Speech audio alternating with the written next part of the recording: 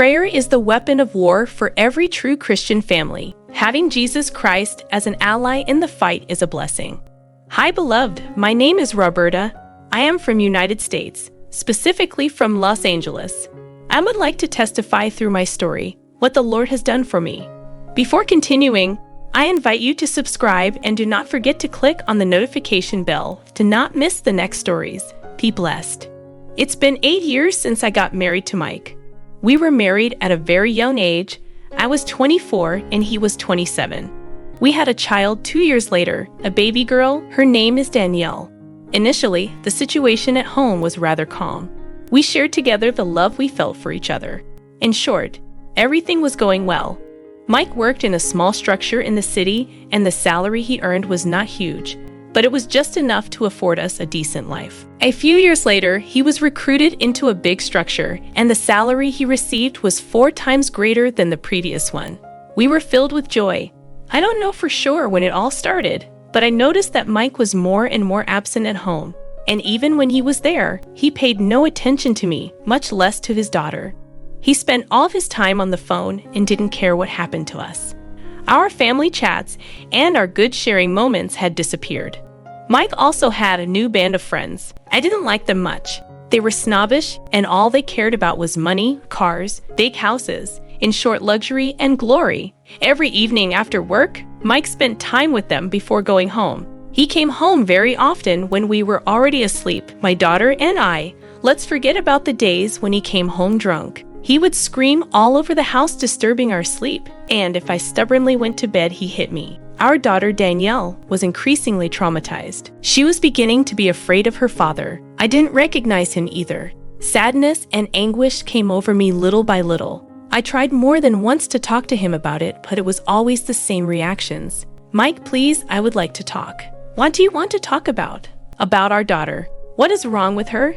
Mike, you don't give her enough attention anymore. She needs you. You know I'm very busy.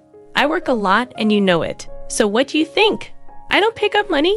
You know, where do you think I get the money to pay for all this luxury? That house? That car you're driving? Take care of her. The situation was getting more and more complicated at home. Mike and I were arguing over everything.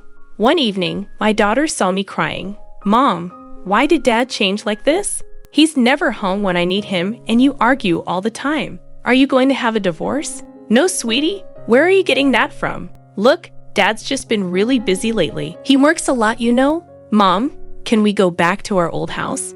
It was very small, but we lived there in peace. I'll be fine, sweetie. It'll be okay. I felt a deep pain in my soul. I felt sorry for my daughter. She shouldn't be in this situation. I saw my world crumbling, and I couldn't do anything. The next day, I was called to Danielle's school. I admit that I was not surprised. Danielle had become unrecognizable. She, who was a very jovial child, had withdrawn into herself, and her school results were getting worse and worse. When I got to her school, I went straight to the director's office. Hello, madame. Hello, Mrs. Roberta. I received a summons from you yesterday about my daughter Danielle. Yes, Mrs. Roberta. Your daughter has changed a lot lately. She becomes more and more violent towards her classmates, and her grades go from bad to worse. What's wrong? Madame Director, I admit that her father and I are responsible for this situation. Things haven't been going so well between us lately, but I would do everything to fix the problem. Och, madam, hurry up. Your daughter suffers from it. Thank you, madam. I left the establishment with a broken heart. What was happening to me? Instead of going home, I went to sit in a public bench not far from there. While meditating on my disastrous life, I heard the voice of a lady. When we have no bearings, when we are tired and burdened, Jesus gives us rest. Who are you? Good evening. I am Madam Mayor. I'm Roberta. Roberta, are you exhausted and not sure what to do? I bring you the solution. How? Or what? How do you know I'm going through hard times? Never mind. Tell me, Roberta, do you go to church? Yes, like everyone else. Do you have a personal relationship with God? What? Is it possible? Yes, it is possible to have a personal and even deep relationship with God. I am surprised to hear this. Mrs. Mayer told me her story and how she had met the Lord. I listened to talk for hours and hours. Since I had no more time left, I gave her an appointment as she gave me her home address and phone number. The next day, after dropping Danielle off at school, I rushed to her house. I noticed that she was full of confidence and flooded with peace. She was sitting on her porch with a Bible in her hand. She read it with such satisfaction. "Hello, Mrs. Mayer. How are you?" "Hello, Roberta. I'm fine. Please sit down." "Thank you. What are you reading?"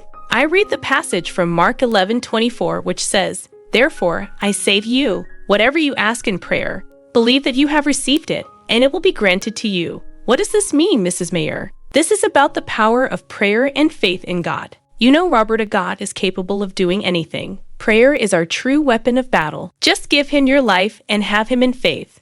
Come, let me show you something." She took me into her house, and just off the hall, there was a dressing room, and in that dressing room, there were notes on little pieces of paper that she had stuck on the wall. She made me understand that these are prayer points. In fact, this dressing room was her prayer room. Mrs. Mayer was a woman of prayer. Suddenly, I felt this desire to know Jesus. I wanted to give my life to Him and confide in Him because I needed a faithful friend support. So she took my hand and we prayed together. I took pleasure in listening to the Word of God that she shared with me, and little by little I grew in faith. I started going to church again, but this time I wasn't just going as a routine, but out of conviction. I'd also joined the church prayer group. During all this time, Mike had not changed his behavior. He continued to live his life of debauchery. He even already had several mistresses. This situation no longer bothered me because now I was no longer fighting alone. Jesus was by my side. He had just noticed that I was no longer arguing with him. When he came home, I welcomed him with sweetness and love. I remember that I had also made my dressing room a prayer room, and inside were several prayer points for Mike. I prayed for the Lord to restore my home, to transform Mike into a child of God. I prayed that the Lord would keep him away from bad company. One evening, he came home from work all dejected. He told me he had been fired from his job. I replied that it was not serious and that I was going to get the job to make ends meet. Very surprised at my answer, he asked me if that was all I had to say. One day when I was out of the house, Mike came into the bedroom and found that my dressing room had changed. He took the trouble to read what I had written there and understood that I had a completely different life now. When I got home, he asked me what happened and how long had I been leading a prayer life. I simply replied that I had received the visitation of the Lord and that since that day, I became a different person. He nodded and said, "I understand everything now. I would also like to walk with Jesus." So I raised my hands and blessed the Lord. Mike got fired because he had been complicit in an embezzlement.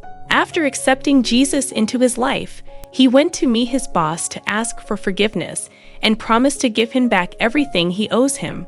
The boss, affected by this act, did not file a complaint as he wanted to do. Today, my family lives in peace and my home is restored. Shalom.